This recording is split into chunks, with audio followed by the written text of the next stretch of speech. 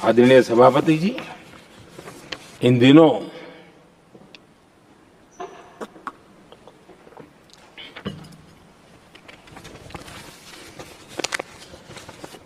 और वैसे कांग्रेस के हमारे साथियों का मुझ पर जरा विशेष प्रेम है, वो स्पेशल प्रेम है। और जब मैं जिम्मेवारी जो मिली है उसके तहत, और जिम्मेवारी न मिलती तो भी देश के लिए जीना तुमने सीखा है। हम विकसित भारत की जमीन मजबूत कर रहे हैं, उसको एक ताकत दे रहे हैं। एक तरफ देश के युवाओं के लिए मजबूत जमीन तैयार कर रहा हूं, तो कांग्रेस मोदी की कब्र खोदने के कार्यक्रम करवा रही है। और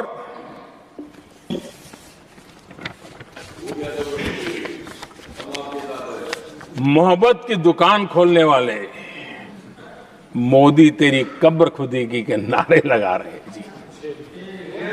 ये कौन सी मोहब्बत की दुकान है जो देश के ही किसी नागरिक के कब्र खोदने के सपने देखती हो? ये कौन सा संविधान से उन्होंने सीखा है जो देश के ही किसी नागरिक के कब्र खोदने की बात करते हो? क्या ये संविधान का अपमान नहीं है? क्या ये मानवता का अपमान नहीं है? क्या ये सार्वजनिक जीवन की मर्यादाओं का अपमान नहीं है? और उनको इसका कोई खेद नहीं है। अगर इसके बाद क्या बयान देंगे? बयान देखो, प्रधानमंत्री राज्यसभा में भी रो रहा था।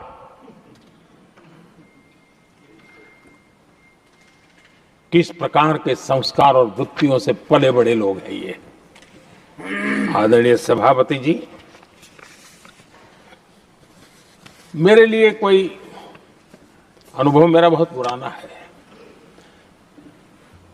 2002 से जब वे विपक्ष में थे तब से, और 2004 से जब वो सत्ता में आए तब से, और 2014 से मैं जब यहां आया तब से, पिछले 25 साल से संसद का एक भी सत्र ऐसा नहीं गया, मोदी संसद का सदस्य नहीं था, एक भी सत्र ऐसा नहीं गया जिसमें इस सदन के अंदर मोदी को गाली देने का काम न किया हो इन लोगों ने। 25 साल। और मुझे किसी ने पूछा था, मोदी जी आपके स्वास्थ्य का क्या राज है? मैंने कहा मैं डेली 2 किलो गाली खाता हूं।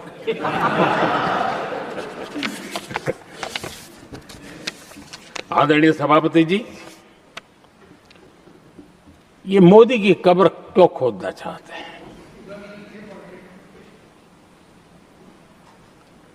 ये सिर्फ नारा नहीं है, ये इनके भीतर पड़ी हुई नफरत का प्रतिबिंब है, इसकी अभिव्यक्ति है।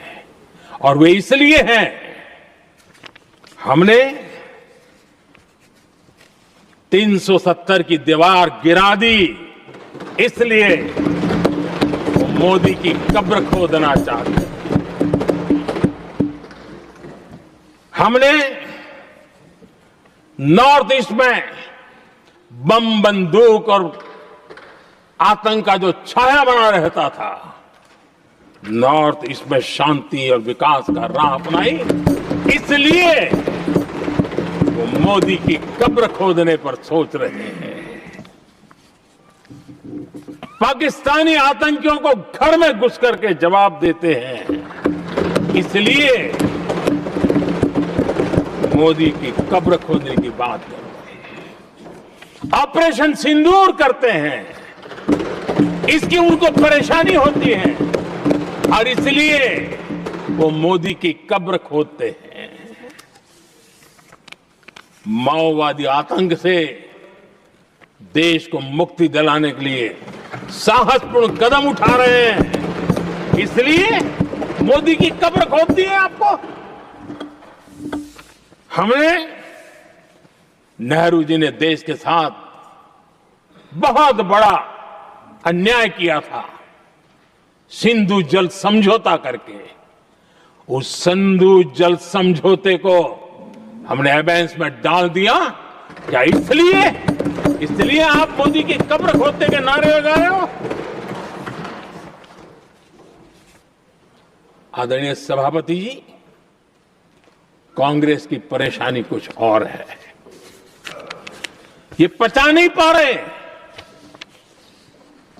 कि मोदी यहां तक पहुंचा कैसे, और उनकी परेशानी बढ़ती जा रही है कि भाई पहुंचा तो पहुंचा, लेकिन अब तक टिका क्यों है? और इसलिए वे एक ही रास्ता उनके लिए बचा हुआ लग रहा है कि मोदी तेरी कब्र खुदेगी। आदरणीय सभापति जी, ये तो मान करके बैठे थे। उनका लोकतंत्र, संविधान को कोई लेना देना नहीं। उनको तो लगता है कि प्रधानमंत्री पद उनके परिवार की जागीर है, उस पर कोई और बैठ नहीं सकता। ये जो उनके भीतर में नफरत पड़ी हुई है ना, मोहब्बत की दुकान में जो आग भरी पड़ी हुई है ना, उसका परिणाम है। और इसीलिए कोई क्यों बैठा, हमारा पैतृक अधिकार था, इसलिए मोदी की कब्र खोदने का नारा लेकर के वो चल रहे हैं। आदरणीय सभापति जी, कांग्रेस के शाही परिवार को देश ने दशकों तक अवसर दिया है, ऐसा नहीं है। देश ने आपके लिए भी अपना भविष्य दांव पे लगाया था, लेकिन आपने गरीबी हटाओ के नारे लगाए, गुमराह किया। लाल किले पर से कांग्रेस के एक भी प्रधानमंत्री के भाषण में गरीबी हटाने की बात ना आई हो, ऐसा नहीं हुआ है। लेकिन किसी भी प्रधानमंत्री ने गरीबी हटाने के लिए क्या किया, वो एक बार भी नहीं आया। वो नारे से अधिक कुछ नहीं था उनका। और मोदी ने रास्ता अपनाया गरीब को एम्पावर करने का, गरीब को सशक्त करने का। और मेरे देश के गरीबों को मैं सलाम करता हूं, उन्होंने देश की योजनाओं को समझा, स्वीकारा और अपने सामर्थ्य को बढ़ाने के लिए प्रयास किया। मैं देश के गरीबों का गौरवगान करता हूं कि हमारी नीतियों पर भरोसा करके, हमारी नीयत पे भरोसा करके उन्होंने भी अपने आप को खपाने के लिए कोई कमी नहीं रखी। और 25 करोड़ मेरे गरीब परिवार के भाइयों ने गरीबी को परास्त किया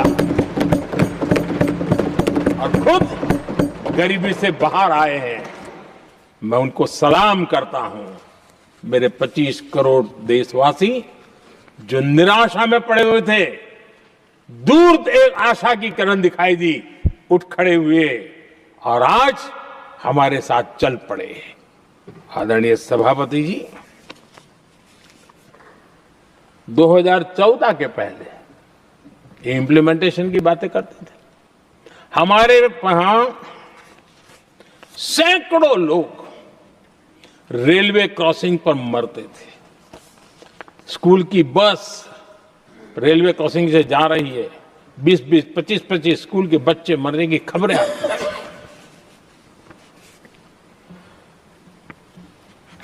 अनमैन्ड रेलवे क्रॉसिंग, वो इतना बड़ा काम नहीं था कि नहीं कर सकते थे।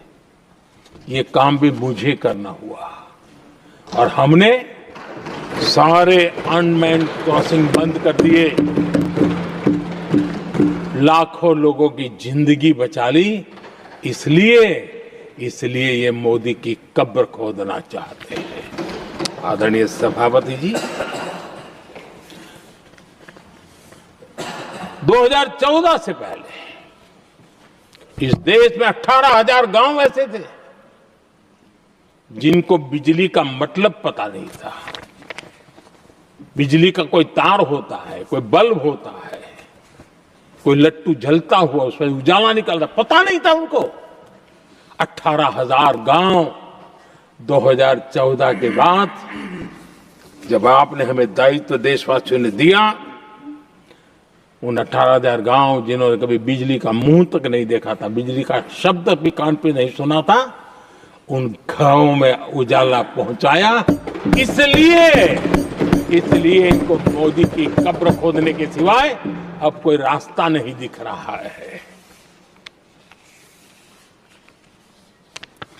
आदरणीय सभापति जी, वो भी एक वक्त था जब देश में बार बार खबरें आती थी,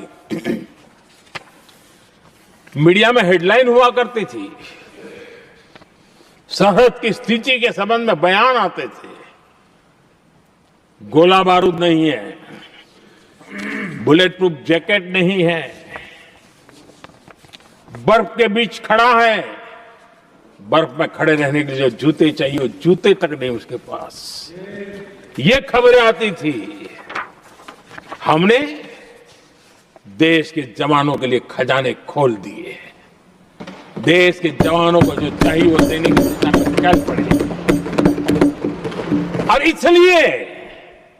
इसलिए वो चाहते कि अब तो कोई रास्ता बचा नहीं है, बस कब्र खुदेगी मोदी की, यही एक रास्ता उनके लिए बचा है। आदरणीय सभापति जी, एक बार उत्तर प्रदेश के वर्तमान मुख्यमंत्री जी ने सदन में भाषण करते करते वो रो पड़े थे। दिमागी बुखार के कारण बच्चे, अनगिनत बच्चे मर रहे थे। इनको कभी सूझा नहीं कि इस दिमागी बुखार से मुक्ति दिलाई जा सकती है। आदरणीय सभापति जी, आंख की बीमारी ट्रकोमा, लोग परेशान होते थे, आंखें चली जाती थी और विज्ञान प्रगति कर चुका था, हो सकता था, वो नहीं कर सकते थे। हमने दिमागी बुखार से भी मुक्ति दिलाई और हमने ट्रकोमा से भी देश के लोगों की आंखें बचाई। यही सफलताएं हैं, यही संवेदनशीलता है, समाज के लिए जीने मरने का यही संकल्प है। पल पल, तिल तिल समाज के लिए बिताना, घिसना, झलना, वो उनको परेशान कर रहा है।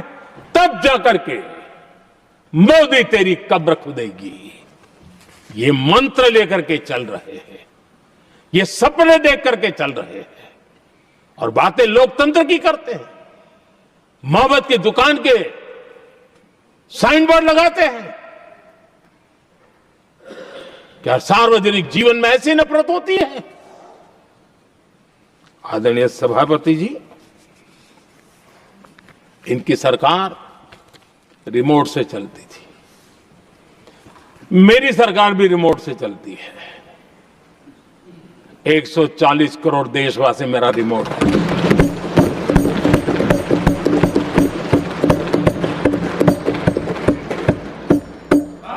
एक 140 करोड़ देशवासियों के सपने, 140 करोड़ देशवासियों की आकांक्षाएं, देश के नौजवानों के संकल्प, इनके लिए हम जीते हैं, इनके लिए सरकार चलाते हैं। सत्ता हमारे लिए सुख का रास्ता नहीं है, सत्ता हमारे लिए सेवा का माध्यम है।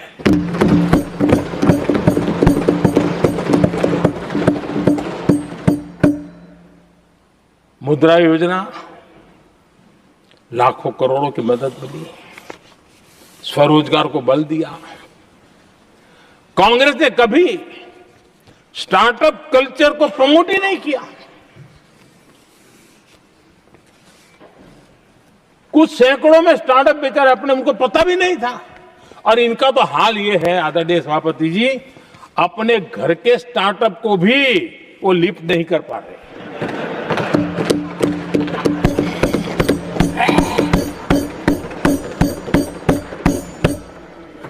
और हमारी सरकार में आज 2 लाख से ज्यादा स्टार्टअप है। और जब सफलता एक के बाद एक जन सामान्य के दिलों को जीतती है ना, तब जाकर के उनके पास एक ही रास्ता बचा है, मोदी तेरी कब्र खुदेगी। लेकिन उस हमारा याद कीजिए, बीएसएनएल को लेकर के चुटकुले चलते थे, कार्टून बनते थे। आज स्वदेशी 4G स्टैक हमने खड़ा कर दिया। 5G दुनिया में सबसे तेज गति से रोल आउट करने का काम हमने कर दिया। कम्युनिकेशन की नई जनरेशन, नई टेक्नोलॉजी, नई सोच, इसको हमने आगे बढ़ाया। और इसलिए दर्द जुबान पे आ रहा है, मोदी तेरी कब्र खुदेगी। आदरणीय सभापति जी, गरीब की सेवा ये मेरा सौभाग्य है।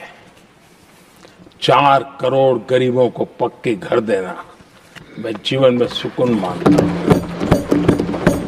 बिजली, पानी, गैस का सिलेंडर, टॉयलेट की सुविधा, मुझे लगता है कि हाँ, परमात्मा ने मुझे सही दिशा में काम करने की प्रेरणा दी है। पहली बार गांव की महिला गर्व से कह रही है, हाँ मैं लखपति दीदी बनी हूं, तो दूसरी कह रही है इस साल तक मैं लखपति दीदी बन जाऊंगी। जो बन गई है उनको जब पूछता हूं, नहीं बोले साहब अब तो करोड़पति के लिए सोच रहे हैं। ये जो मिजाज बदला है, जो आत्मविश्वास बढ़ा है, और